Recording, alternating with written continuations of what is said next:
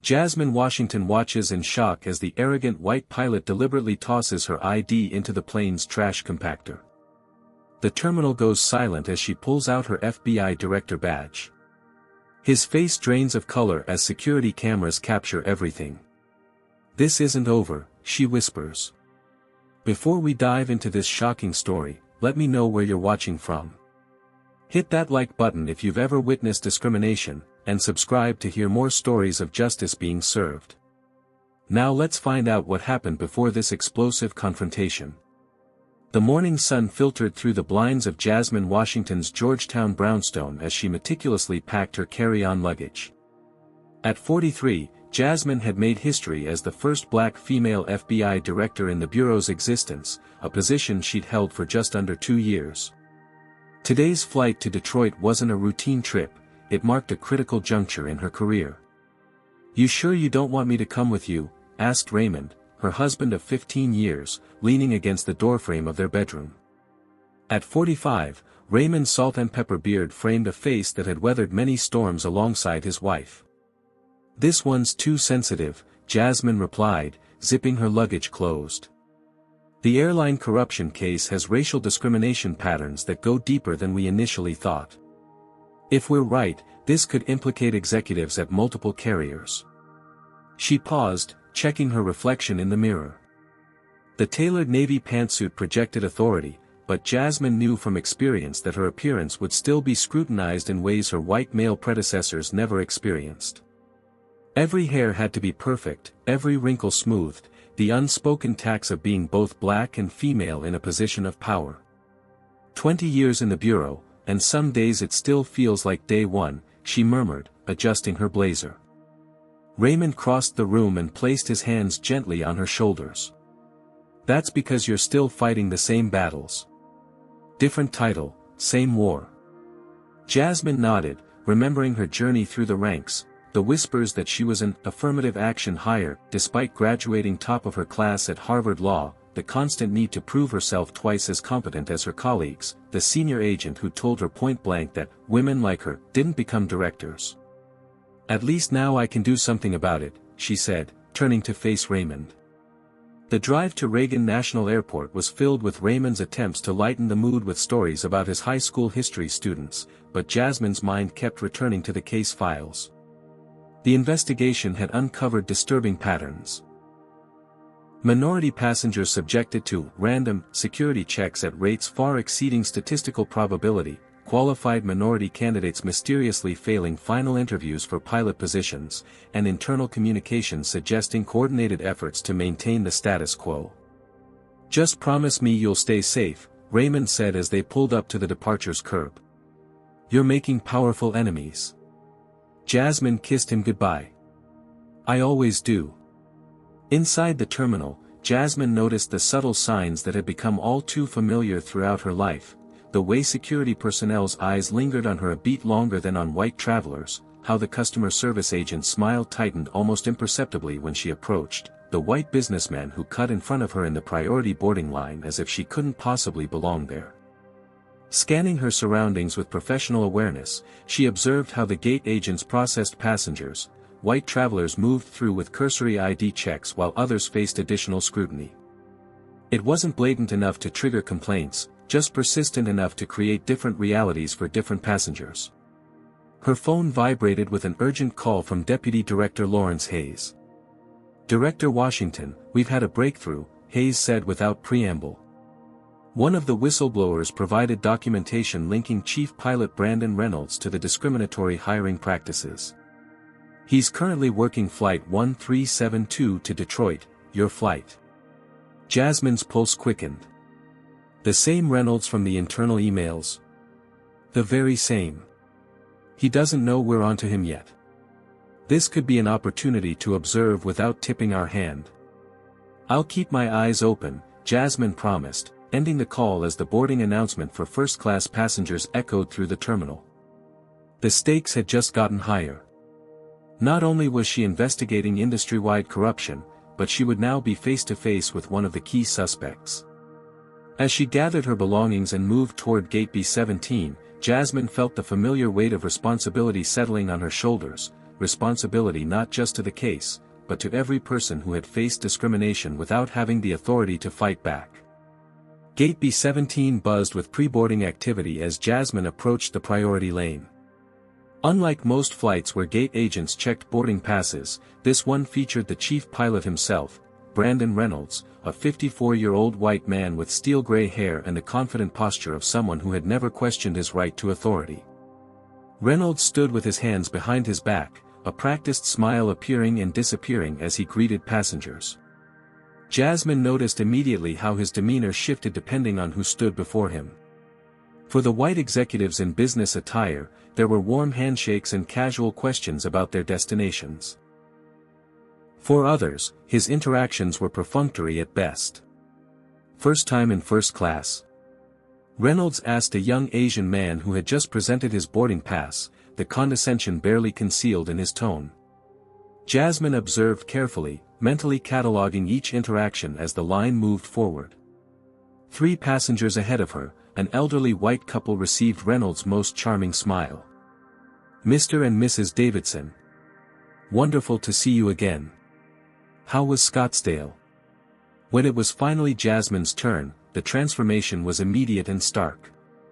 Reynolds' smile vanished, replaced by a tight-lipped assessment that lingered uncomfortably on her face before dropping to her blazer and tailored pants. "Boarding pass and ID," he said flatly, extending his hand without making eye contact. Jasmine presented her credentials, noting how Reynolds' inspection of her documentation was noticeably more thorough than it had been for previous passengers. He flipped her government-issued ID back and forth, holding it up to the light in a show of suspicion that hadn't been applied to anyone else. "This doesn't look right," he muttered, squinting at her ID.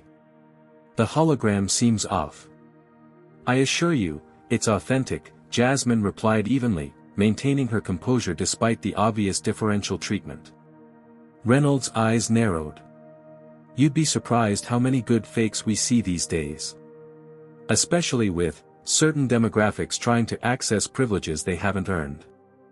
The implication hung in the air like a toxic cloud. Behind her, the line had grown, with several passengers shifting uncomfortably as they witnessed the exchange.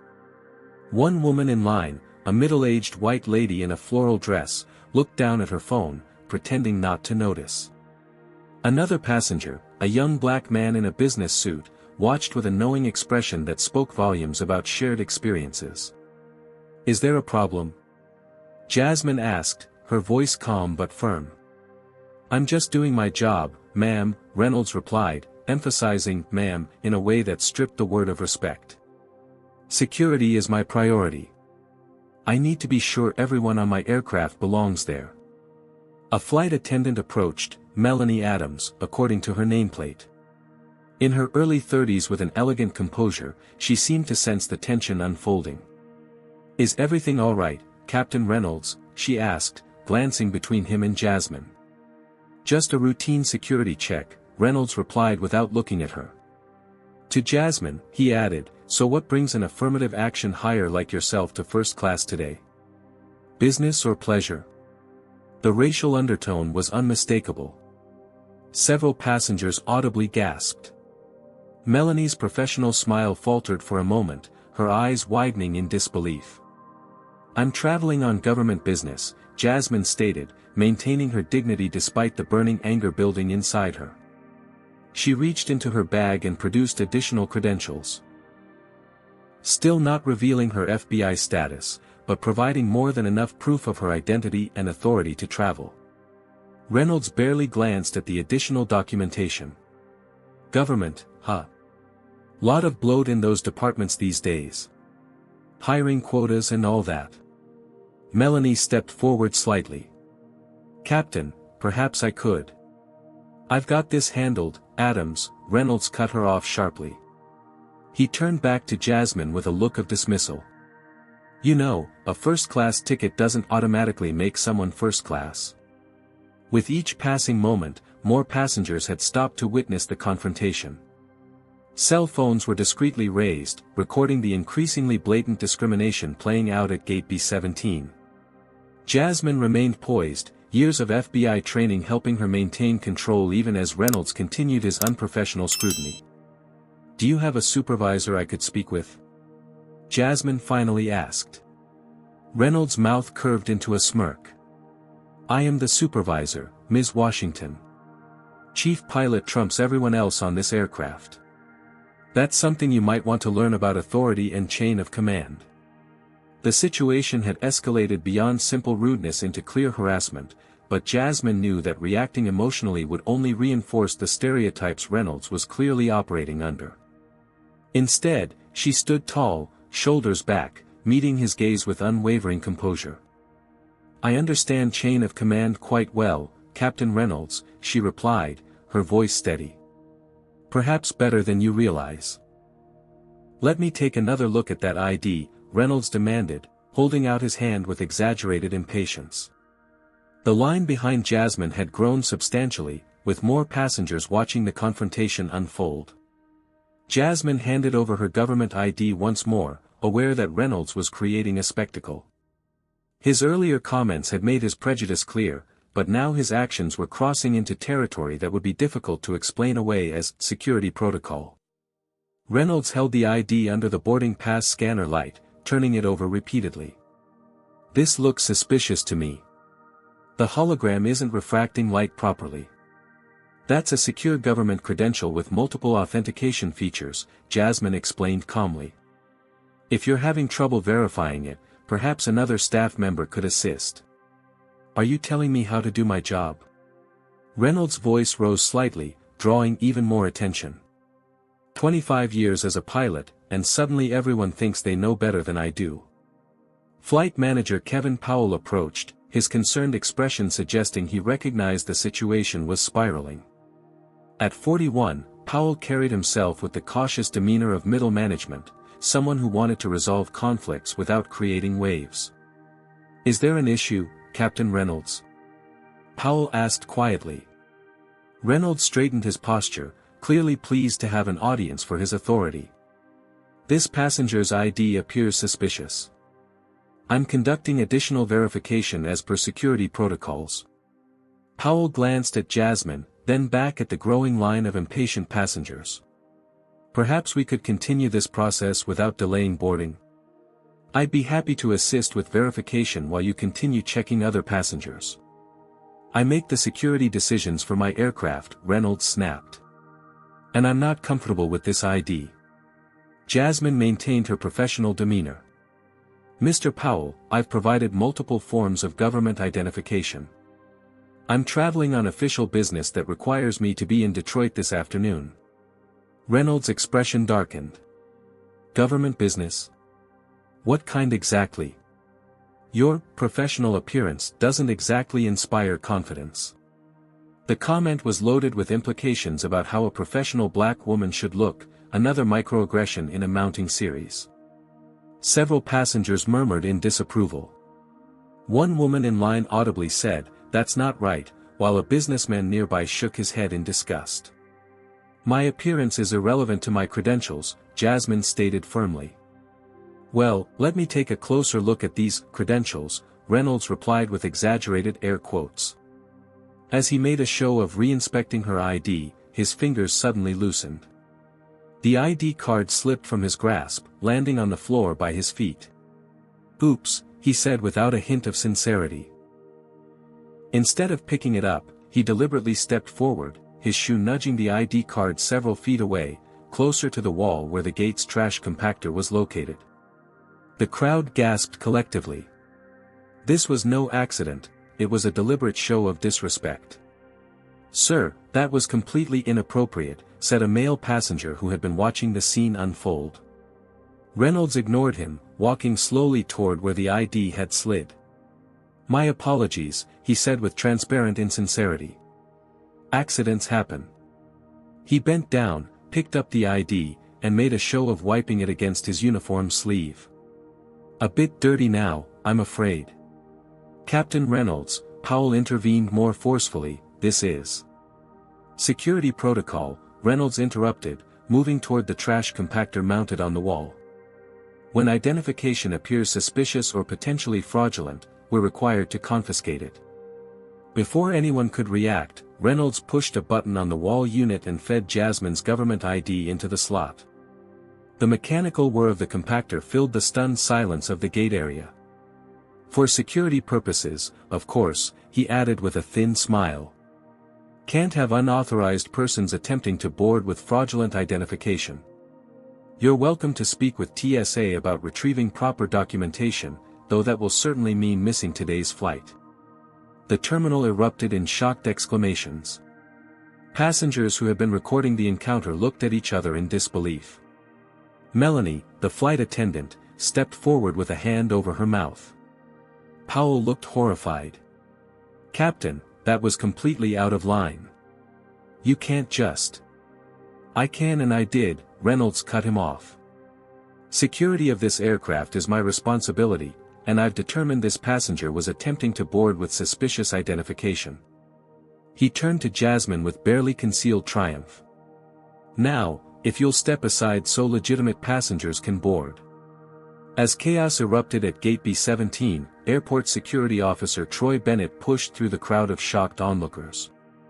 At 38, the broad-shouldered former Marine moved with the practiced efficiency of someone accustomed to defusing volatile situations. What's going on here? Bennett demanded, his gaze sweeping between Reynolds and Jasmine. Reynolds straightened his uniform jacket, clearly relieved at the arrival of security. Officer, I need this woman removed from the gate area. She attempted to board with fraudulent identification and became belligerent when confronted. Bennett turned to Jasmine, who stood remarkably composed despite the outrageous accusation. Ma'am, I'll need you to step aside for questioning. This passenger was causing a disturbance, Reynolds continued, his voice carrying for the benefit of onlookers. As chief pilot, I determined she presented a security risk and acted accordingly. Whispers rippled through the crowd. Several passengers protested, trying to explain what they'd witnessed, but Reynolds raised his voice over theirs. Officer Bennett, I need her removed immediately so we can continue boarding. Jasmine hadn't moved, hadn't raised her voice, hadn't shown any outward sign of the rage that must have been coursing through her. Instead, with deliberate slowness that commanded attention, she reached into the inner pocket of her impeccably tailored blazer. Captain Reynolds, she said, her voice carrying clearly across the now silent gate area, perhaps this will clarify matters. From her pocket, she withdrew a badge case and flipped it open in one smooth motion. The gold shield of the Federal Bureau of Investigation caught the terminal lights, but it wasn't just any FBI badge. Below it, clearly visible to everyone nearby, were the words, Director, Federal Bureau of Investigation. A collective gasp swept through the terminal. Cell phones rose higher to capture the moment. Reynolds' face, previously flushed with self-righteous authority, drained of color so rapidly he seemed to age years in seconds. I don't understand, he stammered, his confident demeanor evaporating. Officer Bennett recognized her immediately, his posture shifting to attention. Director Washington, he said, his tone transformed to one of respect. He spoke into his radio, Central, this is Bennett at B-17. I need a supervisor and backup immediately. Priority situation. Melanie, the flight attendant who had witnessed everything, stared wide-eyed between Jasmine and the now pale Reynolds. You're the FBI director. The power dynamic had reversed in an instant. Reynolds took a stumbling step backward, bumping into the counter. There's been a misunderstanding, he began, his voice noticeably higher. I was simply following protocol for suspicious. The protocol, Jasmine interrupted calmly, for questioning identification is to call a supervisor and verify through proper channels. Not to destroy government property, which is a federal offense. She glanced up at the security cameras mounted above the gate. Especially when the entire incident is recorded from multiple angles. Airport manager Patricia Rivera rushed into the scene, already briefed through radio communications. Director Washington, I can't express how deeply sorry we are for this incident. We have a private room available immediately, and I've contacted airline leadership. Reynolds made one more desperate attempt. This is ridiculous. How was I supposed to know who she was? She should have identified herself sooner instead of creating this situation. The crowd's murmurs turned hostile toward Reynolds. Someone called out, "She shouldn't have to be the FBI director to be treated with respect." Jasmine turned to face the gathered passengers, many still recording. "This incident isn't about my position. It's about systemic behavior that affects countless travelers every day who don't have badges to protect them.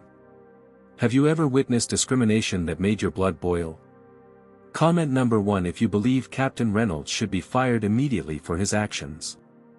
Hit like if you've experienced or witnessed similar treatment while traveling.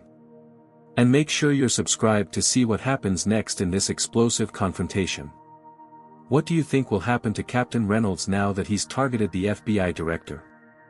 Will Jasmine use her position to seek personal revenge, or is there something bigger at stake? Let's find out as this shocking story continues. Within minutes of Jasmine revealing her identity, Gate B-17 transformed from a routine boarding area into the epicenter of an unfolding crisis. Airport security had established a perimeter, diverting other passengers to neighboring gates while still maintaining visibility of the scene that had captivated dozens of recording smartphones. Brandon Reynolds stood isolated near the counter, his previously commanding presence now diminished.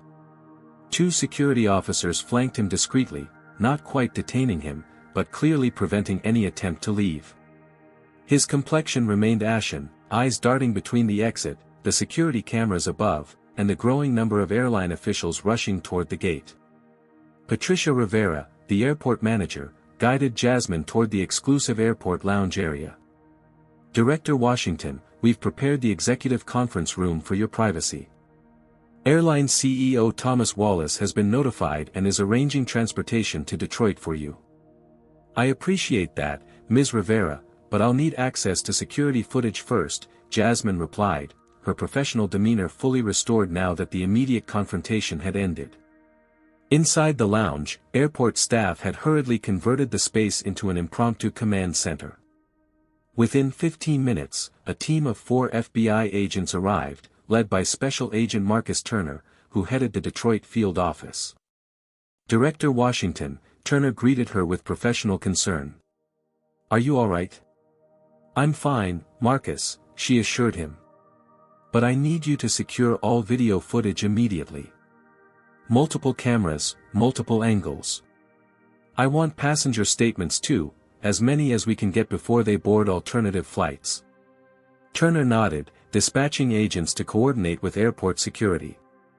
"We've got agents reviewing Reynolds' personnel file as we speak.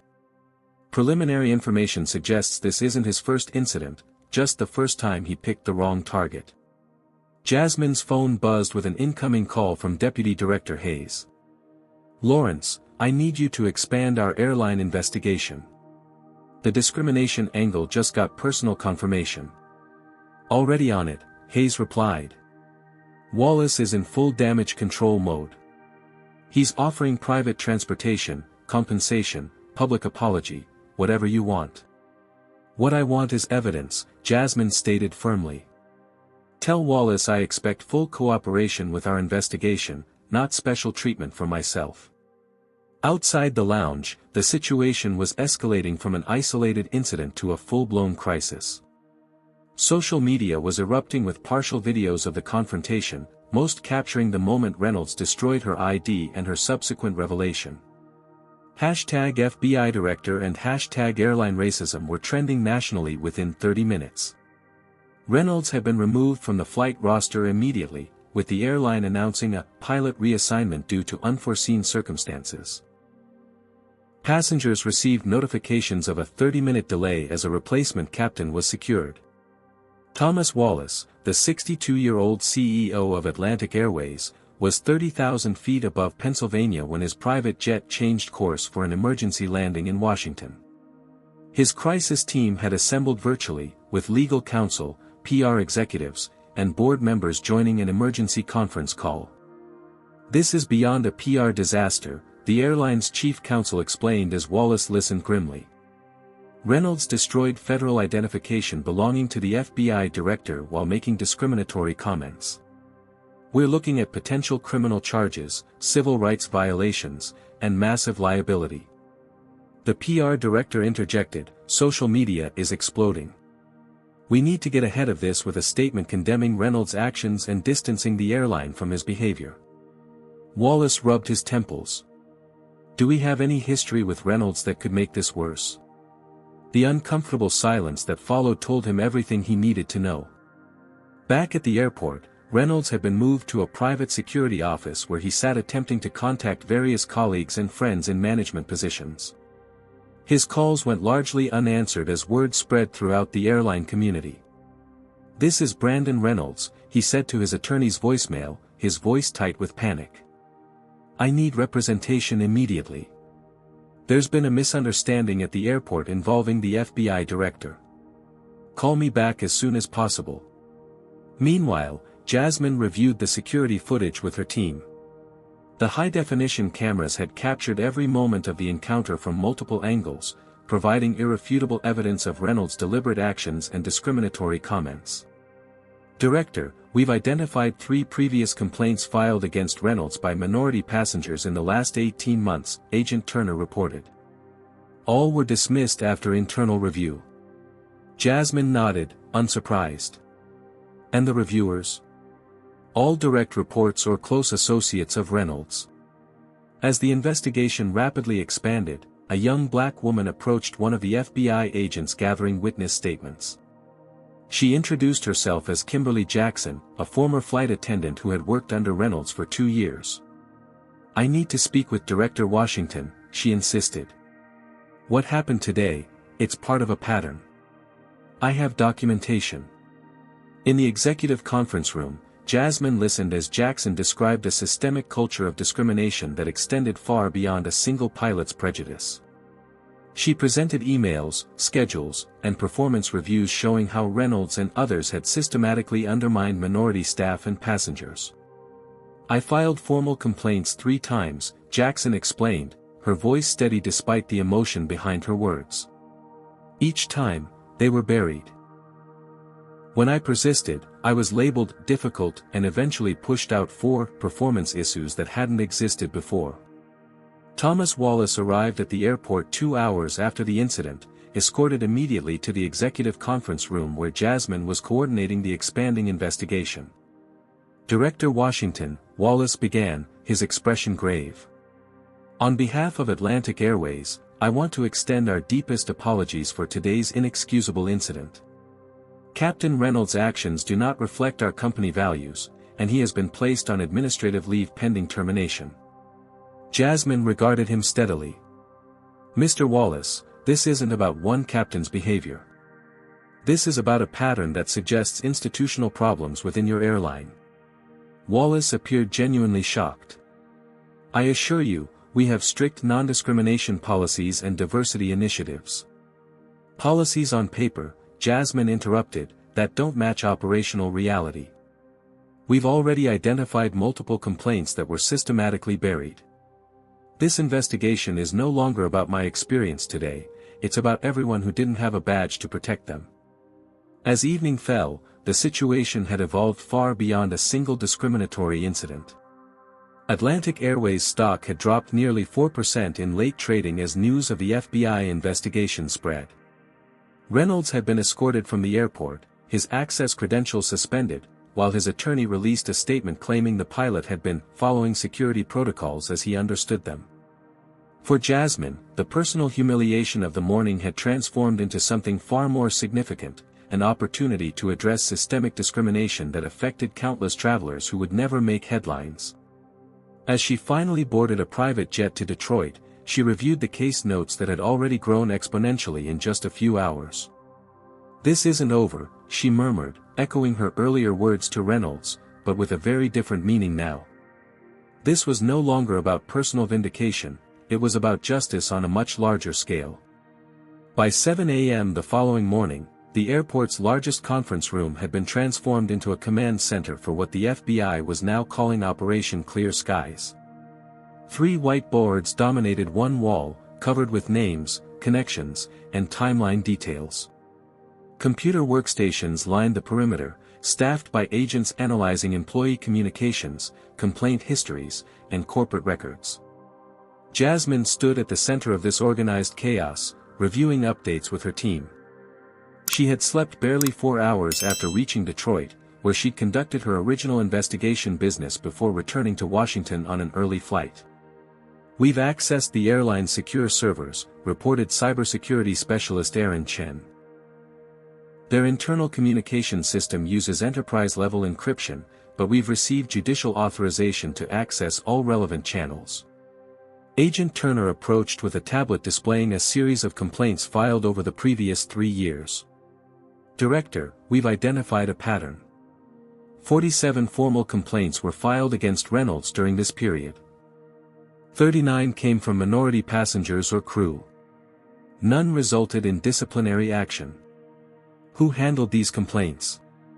Jasmine asked, scanning the data. "That's where it gets interesting," Turner replied. "All complaints were routed through HR Director Gerald Thompson, who sent them to Reynolds' direct supervisor, Harold Freeman." The conference room door opened as Kimberly Jackson arrived, now officially working with the FBI as a witness. Behind her came 3 more former Atlantic Airways employees, 2 flight attendants and a gate agent, all minorities, all with similar stories of discrimination and retaliation. "Ms. Jackson has been invaluable," Agent Turner explained. After word of yesterday's incident spread, these former employees came forward. They've provided documentation showing a consistent pattern of discriminatory behavior that extends beyond Reynolds to what they call the Old Guard, a network of senior pilots and executives who've been with the airline for 20-plus years. Jasmine nodded, turning to address the witnesses. "Your courage in coming forward is commendable. I want to assure you that your experiences will not be dismissed or buried this time." Jackson handed over a USB drive. "I saved everything: emails, schedule changes, performance reviews that contradicted verbal feedback. After I was pushed out, I maintained contact with others who experienced similar treatment. We've been gathering evidence for months, but without someone with authority to listen. Now you have that authority," Jasmine assured her. The investigation team had established a forensic analysis station where they were reviewing the security footage from Gate B-17. The high-definition cameras had captured Reynolds' actions from multiple angles, clearly showing the deliberate nature of his behavior. "We've enhanced the audio," the forensic technician explained, adjusting settings on his equipment. "Listen to this exchange just before he destroyed your ID." The recording played back Reynolds' voice with crystal clarity. "Let's see how important she thinks she is without this."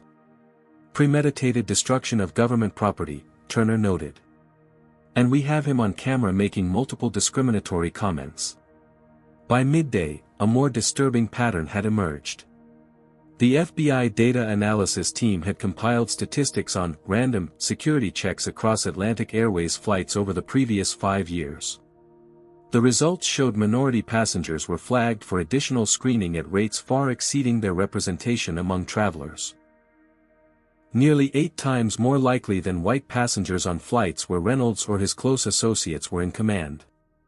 Melanie Adams, the flight attendant who had witnessed the confrontation, had come forward voluntarily to provide access to employee forums and private messaging channels. "There's a private group called Cockpit Talk," she explained, navigating to a restricted chat forum on her phone. "It's supposedly for professional discussions, but it's become a space where certain pilots and senior crew speak freely about passengers and junior staff." The messages revealed a disturbing culture of casual racism and discrimination. Reynolds and others regularly mocked minority passengers, assigned derogatory nicknames to staff members of color, and discussed ways to make certain passengers uncomfortable enough to fly with someone else next time.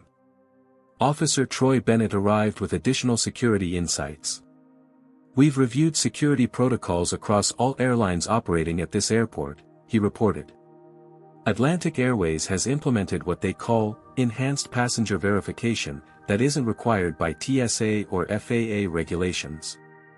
These enhancements give pilots and senior staff significant discretion in questioning passengers' documentation, creating an infrastructure for discrimination while maintaining plausible deniability," Jasmine observed. "Clever, but not clever enough." Reynolds' phone records, obtained through a rapidly issued warrant, showed a series of panicked calls immediately following the incident, first to Harold Freeman, then to board member William Cartwright, and finally to the airline's general counsel. Text messages revealed his growing desperation. She was just another entitled minority until she pulled out that badge. Need damage control ASAP. The investigation expanded hourly as more employees and passengers came forward. By late afternoon, the FBI had compiled evidence of systematic discrimination affecting hiring practices, promotion decisions, crew assignments, and passenger treatment. The pattern extended far beyond Reynolds to suggest an entrenched culture protected by senior leadership. Brandon Reynolds had retreated to his Virginia home, where news vans had already assembled on the street. His high-profile attorney, James Whitfield, had issued a statement claiming his client was following established security protocols, and that any appearance of discrimination was an unfortunate misunderstanding taken out of context. Behind the scenes, however, Whitfield was already negotiating with federal prosecutors, recognizing the overwhelming evidence against his client. Reynolds' 25-year career was effectively over, regardless of the legal outcome. Thomas Wallace returned to the airport command center late that afternoon, visibly shaken by the rapidly expanding investigation. Director Washington, I've come personally to offer Atlantic Airways full cooperation. We're prepared to provide whatever resources you need. What I need, Mr. Wallace, is an explanation for how this discriminatory culture flourished under your leadership, Jasmine replied. Did you actively enable it, or merely look the other way? Wallace blanched. I assure you, I had no knowledge of. That's difficult to believe, Jasmine interrupted, given the scale of what we've uncovered in less than 24 hours. Either you were complicit or catastrophically negligent in your oversight responsibilities. Neither reflects well on your leadership. As evening approached, Agent Turner presented Jasmine with a document that connected the final dots. We found the link to board member Harold Freeman. He and Reynolds were roommates at the Air Force Academy. Freeman has been quietly blocking diversity initiatives while funding the legal defense of pilots accused of discrimination. Jasmine studied the evidence, the pieces falling into place. This connects directly to our original corruption investigation, the same patterns of systematic discrimination designed to maintain control in the hands of a select few. Reynolds' attorney contacted the FBI at 7:30 p.m., indicating his client might be willing to provide information about broader issues within airline leadership in exchange for consideration during charging decisions. He's looking to cut a deal, Turner observed. Let him sweat overnight, Jasmine decided. Tomorrow we'll see what he's willing to share about his friends in high places. As the command center team prepared to break for the night, Jasmine addressed the assembled agents and witnesses. What happened yesterday wasn't about me. It was about exposing a system that has harmed countless individuals who didn't have badges or authority to protect them. Tomorrow, we start dismantling that system piece by piece. The investigation entered its third day with momentum that surprised even veteran FBI agents. What had begun as a response to a single discriminatory incident had evolved into an extensive probe revealing corruption, systemic discrimination, and abuse of power across multiple levels of airline operations. Agent Turner arrived early with fresh evidence obtained from Reynolds' home computer. Director, we've accessed emails dating back 7 years that reference something called the Altitude Club, appears to be an unofficial network of senior pilots and executives who communicate outside official channels. Jasmine studied the documents, noting the recurring names. Harold Freeman appears in nearly every exchange. Who else is central to this network? Board members William Cartwright and Richard Donovan appear frequently, Turner replied. Also Chief Operations Officer Martin Slater and VP of Personnel Thomas Niles. They refer to themselves as the Bold Guard and explicitly discuss maintaining the traditional culture of aviation. The FBI data analysis team had compiled statistical evidence that painted a damning picture. Over the past decade, Atlantic Airways had hired only 11 minority pilots out of 247 total new hires, despite receiving applications from hundreds of qualified minority candidates. The pattern was even more striking for women of color, with only 2 hired in the same period. They've created a perfect system, explained FBI analyst Sofia Rodriguez. Minority candidates make it through initial screening based on qualifications, but nearly all fail the final interview stage where subjective, culture fit assessments come into play. Those few who are hired get assigned to less desirable routes with limited advancement opportunities.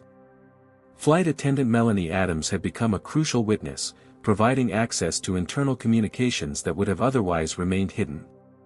"There's an unofficial scoring system," she explained, showing investigators a coded spreadsheet.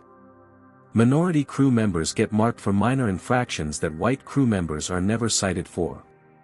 These marks affect scheduling, route assignments, and promotion opportunities. By mid-morning, the investigation had uncovered something even more disturbing. The FBI tech team had discovered a private server hosting communications between the Altitude Club members and security personnel at multiple airports. They've been flagging specific passengers for enhanced screening, cybersecurity specialist Chin explained, displaying the data on the command center's main screen. Primarily minorities in business or first class, especially those who fly frequently. The pattern suggests an intentional effort to discourage these passengers from continuing to fly with Atlantic. Troy Bennett had been conducting his own investigation among airport security staff.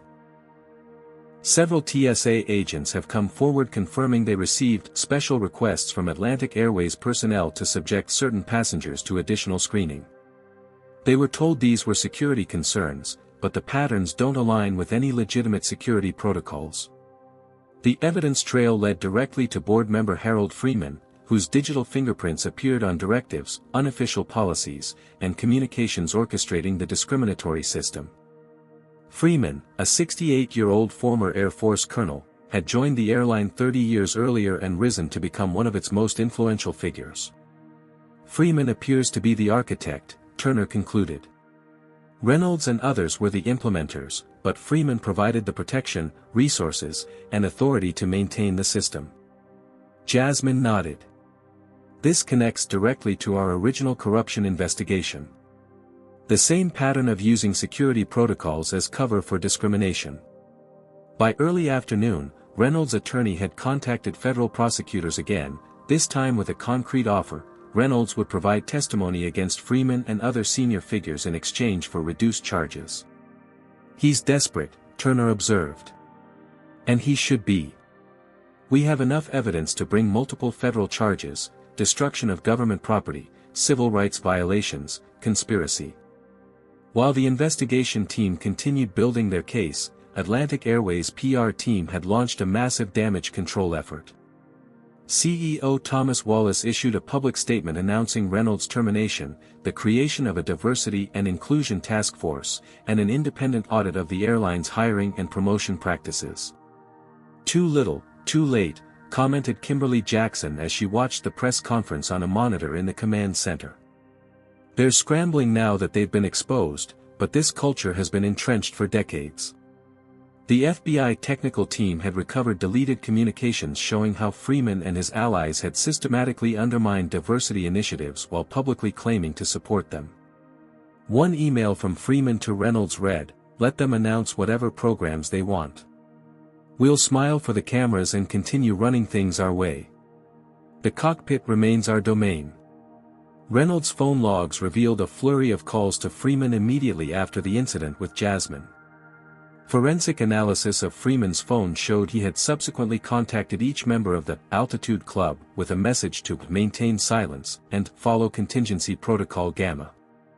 "They have prepared responses for exactly this type of situation," Turner noted.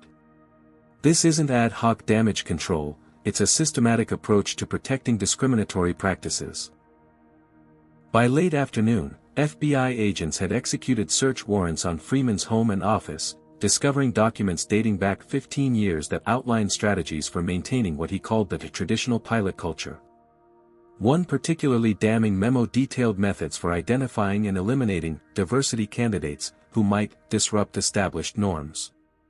Reynolds' attorney arrived at the command center at 5:30 p.m., requesting a formal interview with federal prosecutors.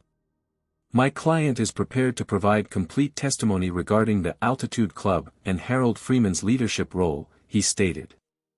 In exchange, he's seeking consideration during charging and sentencing. As the day's investigation wound down, Jasmine convened her senior team to review the evidence. "We've uncovered a conspiracy that goes far beyond individual acts of discrimination," she summarized. "This is about a coordinated effort to maintain control over who has access to certain positions and privileges within the airline industry. The implications extended beyond Atlantic Airways to suggest industry-wide problems. Similar patterns had begun to emerge at other airlines as the investigation expanded, revealing what appeared to be informal cooperation between old guard networks across carriers. We're looking at potential RICO charges," noted the federal prosecutor assigned to the case. "This isn't just discrimination, it's a criminal conspiracy operating across state lines, using electronic communications to coordinate activities." Jasmine nodded grimly. "Tomorrow we take this to the airline's board. They can either cooperate fully with our investigation or face the consequences of obstruction. Either way, this system is coming down." As she reviewed the day's findings, Jasmine thought about all the people who had suffered under this discriminatory system without the authority or platform to fight back. What had begun as a personal confrontation had revealed something far more significant: an opportunity to create lasting change in an industry that had resisted it for decades. This was never just about one pilot, she told her team as they prepared to continue their work the following day. It's about transforming a system that has harmed countless individuals who didn't have the power to stand up for themselves. And that transformation begins now. The Atlantic Airways Emergency Board meeting convened at 9 a.m. in the company's glass-walled executive conference room. The tension was palpable as board members took their seats around the polished mahogany table, their usual confidence notably diminished by the FBI agent's position discreetly around the perimeter of the room. CEO Thomas Wallace sat at the head of the table, flanked by the company's general counsel and chief communications officer. Harold Freeman occupied his customary seat midway down the table, his normally commanding presence subdued as he whispered urgently to his personal attorney. At precisely 9:05, Jasmine Washington entered, accompanied by Agent Turner and the lead federal prosecutor. The room fell silent as she took the seat opposite Wallace, placing a leather portfolio on the table before her. "Thank you for convening this emergency session," Jasmine began, her voice steady and authoritative. "Over the past 72 hours, the FBI has uncovered evidence of systemic discrimination, corruption, and civil rights violations within Atlantic Airways. Today, you will be presented with this evidence and given an opportunity to cooperate with our investigation." Wallace attempted to regain control of the meeting. "Director Washington, we've already expressed our deepest regret for the incident involving Captain Reynolds. We've terminated his employment and announced a comprehensive review of our policies." "Mr. Wallace," Jasmine interrupted, "this is not about a single incident or a single employee. This is about a coordinated conspiracy that has operated within your airline for over a decade." Agent Turner distributed sealed folders to each board member. "These packets contain a summary of evidence collected thus far. I suggest you review them carefully before deciding how to proceed." As the board members opened their folders, expressions of shock, dismay, and in some cases, thinly veiled panic spread across their faces. The evidence was comprehensive and damning: emails, statistical analyses, testimony from current and former employees, and financial records showing patterns of preferential treatment, discrimination, and cover-ups. Harold Freeman scanned the documents, his face darkening with each page. His attorney placed a restraining hand on his arm as he began to speak, but Freeman shook it off. "This is absurd," Freeman declared. "You've taken routine business decisions and operational matters completely out of context to create a narrative that doesn't exist." Jasmine met his gaze steadily. "Is that your official position, Mr. Freeman? Because Brandon Reynolds is currently providing sworn testimony that directly contradicts that statement." The revelation landed like a thunderbolt. Several board members turned to stare at Freeman, whose composure visibly cracked. "Reynolds is trying to save himself," Freeman's attorney interjected. "Any testimony he provides should be viewed with extreme skepticism." "Perhaps," the federal prosecutor responded, but his testimony is corroborated by extensive documentary evidence, statistical analyses, and statements from 27 current and former employees. Most damning is this.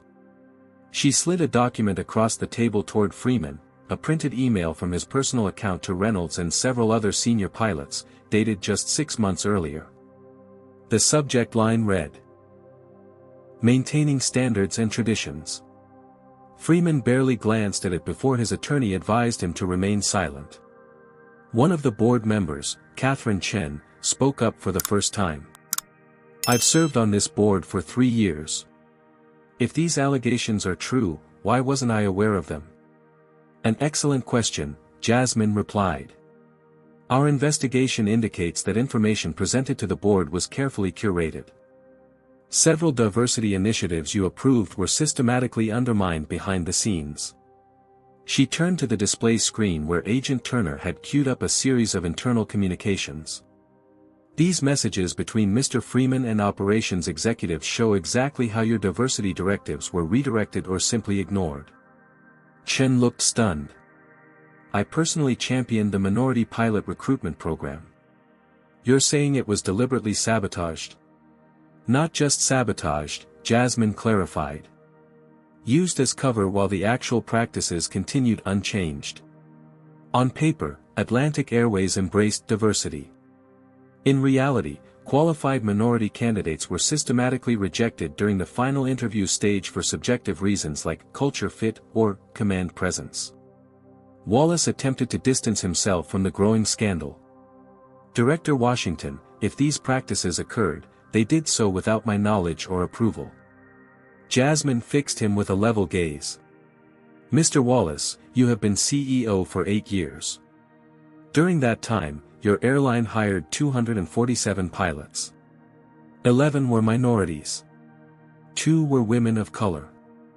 The statistical improbability of those numbers occurring without systematic discrimination is astronomical." She opened her portfolio and extracted another document. "This is a memo from your office to HR 4 years ago questioning why a diversity initiative was underperforming. The response you received claimed qualified candidates weren't applying.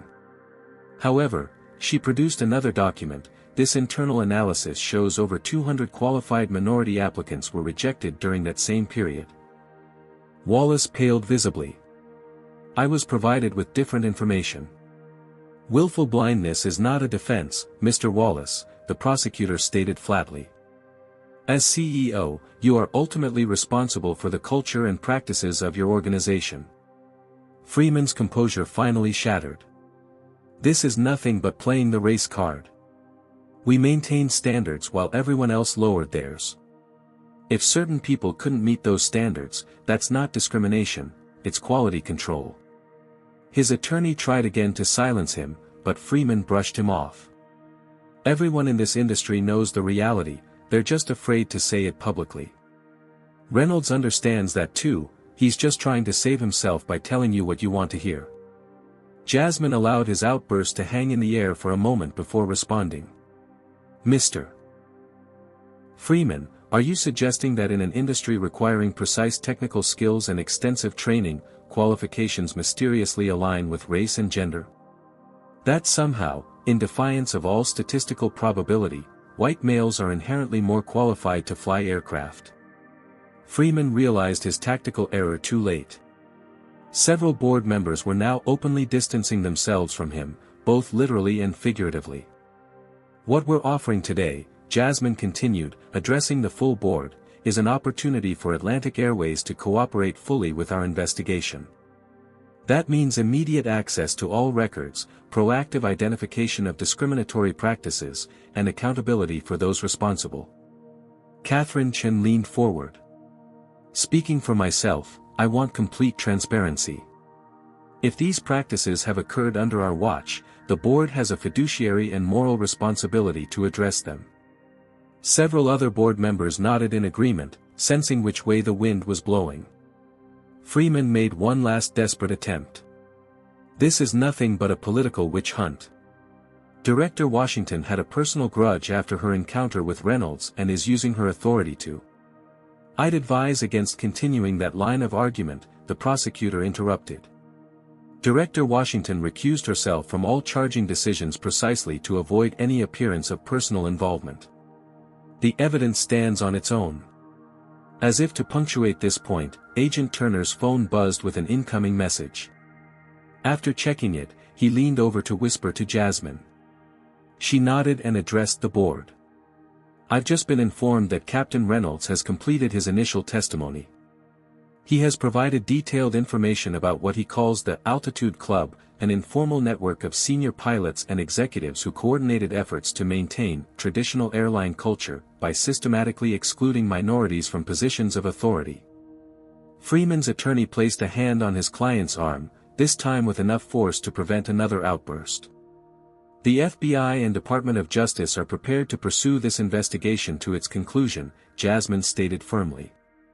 "That includes potential criminal charges against individuals and significant civil penalties against the airline. How cooperative Atlantic Airways chooses to be will factor into those decisions."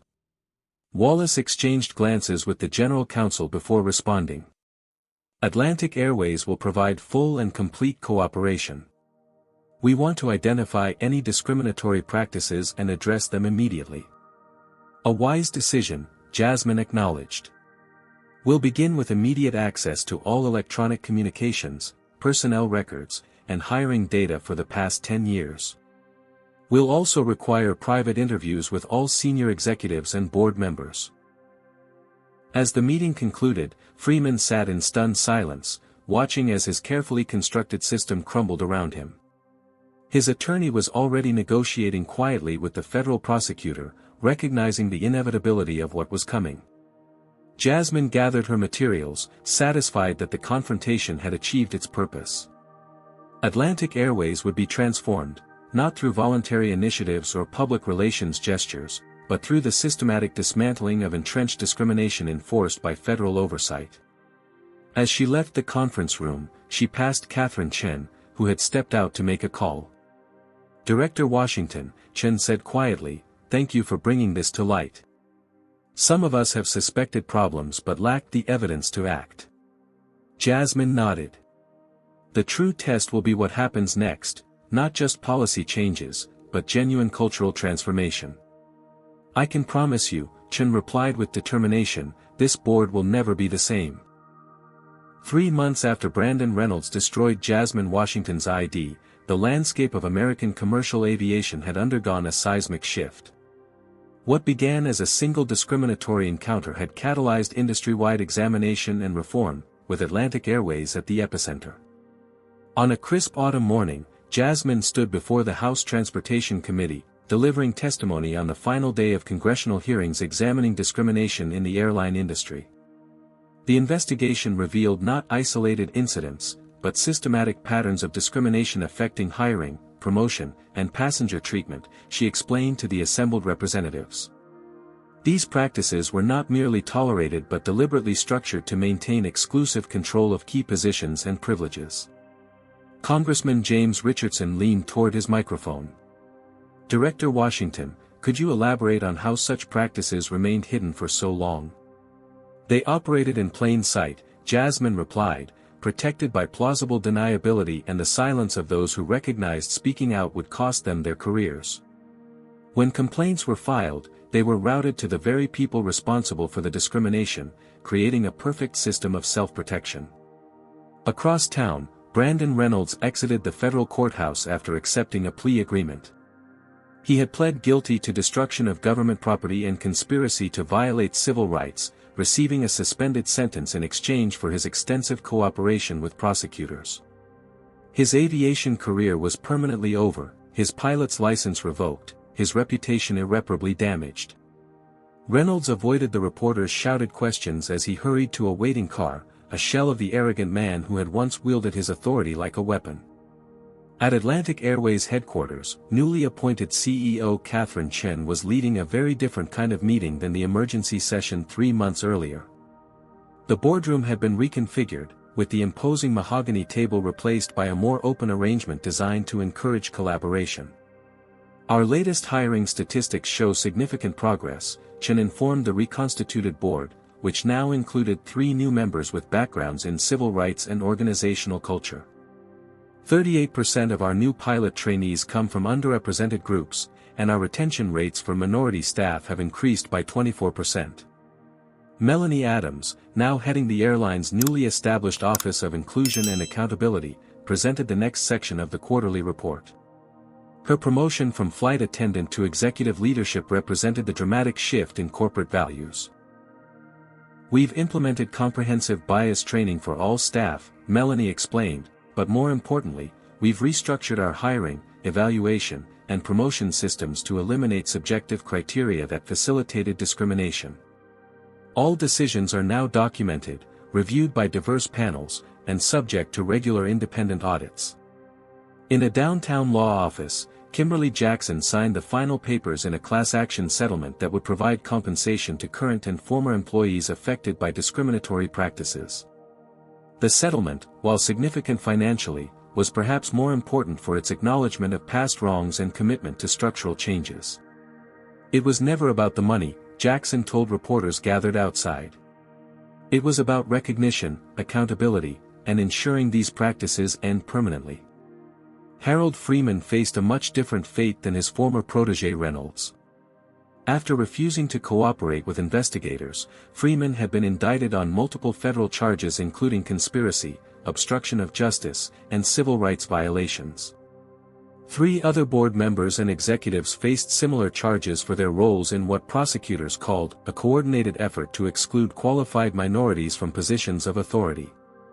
The Department of Transportation had launched a comprehensive audit of hiring and promotion practices across all major carriers, finding similar patterns of discrimination in varying degrees. The investigation that began with a single incident had exposed industry-wide problems requiring systematic solutions. For Jasmine, the professional triumph came with personal costs. The 3-month investigation had demanded countless hours away from home, straining even her rock-solid marriage. As she pulled into her Georgetown driveway late that evening, she felt the weight of exhaustion from the congressional testimony but also the satisfaction of meaningful accomplishment. Raymond greeted her at the door, wrapping her in a warm embrace. "I watched your testimony. You were magnificent." It felt like closure, Jasmine admitted as they moved to the living room. "Not just for what happened to me, but for everyone who experienced discrimination without having the authority to fight back. You turned a personal humiliation into systemic change," Raymond observed, handing her a glass of wine. "That's what leadership looks like." They settled onto the sofa, the evening news playing quietly in the background. A segment about the airline industry reforms featured a brief clip of Jasmine's testimony followed by interviews with newly hired minority pilots beginning their training at Atlantic Airways.